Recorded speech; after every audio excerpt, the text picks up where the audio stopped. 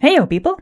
Starting with a belated Merry Christmas and an early Happy New Year, we have, well, a big incident to talk about. So let's start there. I personally slept through the start, and with it all unfolding on Christmas Eve and Christmas Day while I was sleeping or cooking or being with the family, I'll be going over this somewhat as an outsider. It started with the Christmas Paragon, which was set with rates on the upgraded Abyss accessories, basically the meta accessory set, and other items, apparently, seemingly way too high, by mistake. They did take the server down to fix it fairly quickly, but rather than a rollback, they removed the items obtained that weren't intended and meant to put it back up, but... well, a rollback probably would have been better. Some players that were online during the incident who already had those high-end gears reported that their gear was taken, and items that should have been removed in the mail or auction house remained. And on top of that, some players that were online at the time of the incident have reported that they were unable to log into their characters after the emergency maintenance. Basically, all around, not a good time. If you have lost an item, reach out to customer service. They did report a higher volume of tickets, and it may take a bit to process, especially since we're coming out of a long weekend, but you will need to file a ticket to recover incorrectly lost items.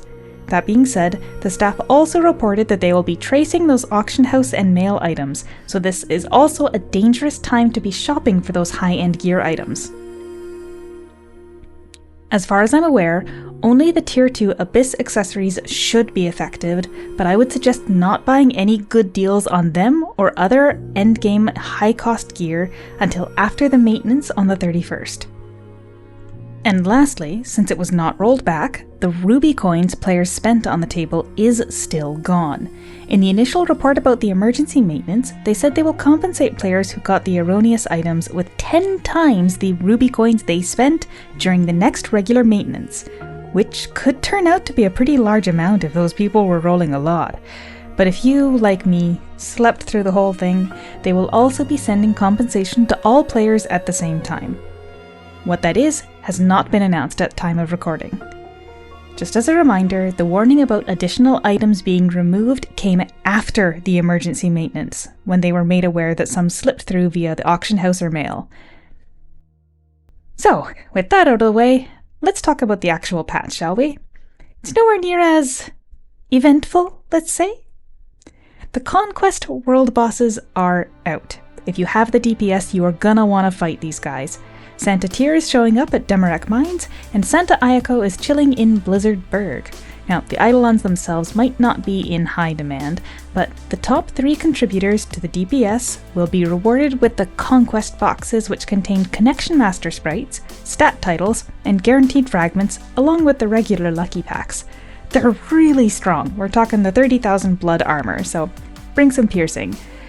But perhaps if you find one with only 2 people fighting nearby, you might be able to snag a box or 2, even if you're not endgame DPS. Good luck with your conquest. Next up, also in Demarec Mines, we have the Demarec Mines Nightmare Eerie Mine. The rewards this time are the usual mount boxes, and the solo mode rewards will get you the fragments needed to make this here Eerie Nightmare Proof, which is a reusable 3% physical damage buff item. As for the dungeon itself, the party mode is a 0 damage dungeon, and the last time it was here I took 2 of my best geared pals in, who should have been able to handle the dungeon by themselves, and even then we struggled, and ultimately didn't beat it. That last boss has some very annoying slowing and knockback and AoE effects. Frankly, even in solo, I was just barely able to beat him, and I think it was because my gunner got some tornadoes dropped before he stopped me in my tracks. So, my suggestion is if your class has any kind of damage field, focus on getting that down as much as possible before the boss goes God mode. That's really it for the main content in this patch, so now just onto the quick ones. Firstly, the Port Scandia and Oblitus Christmas events have been extended to the next patch maintenance, which is January 15th, so you still have time to try to get those furniture pieces or the contract. In Navea, we have my old enemy, Lynt. He likes making people broke. Friends don't let friends talk to Lynt. We also have the Eccentric merchant. You can talk to him if you like. He sells you a box with random old event buff items, but just remember that most of them are pretty small, so The costs can add up pretty quickly, and don't try and buy them to aim for a specific item. If you're inclined to grind, Aileen is back in Navea and Port Scandia, so you can pick up her buff once per day for quest experience. We also have the Navea Floats event on, which is running at the usual times, 6, 6:30, 7 and 7:30 PM. As usual, my advice is that if you wait in line with the floats and let them run you over, you can usually get all 4 buffs without too much of a fuss. And if you want to refresh your existing buffs, make sure to remove them before the parade starts, as they won't overwrite. They also doubled the experience for the Mirabelle solo dungeon quests below Awakening, so if you're just shy of Awakening, make sure to do those. And if in all that grinding you level up, it's also a good time to craft gear, as that is on half off. Lastly, we have the community representative Marina, who will show up near the Sky Tower, or so it says. I checked on this, and word from up top was rather mysterious. I've been given permission to provide the following hints, and to be clear, I do not have any more information, nor have I seen her.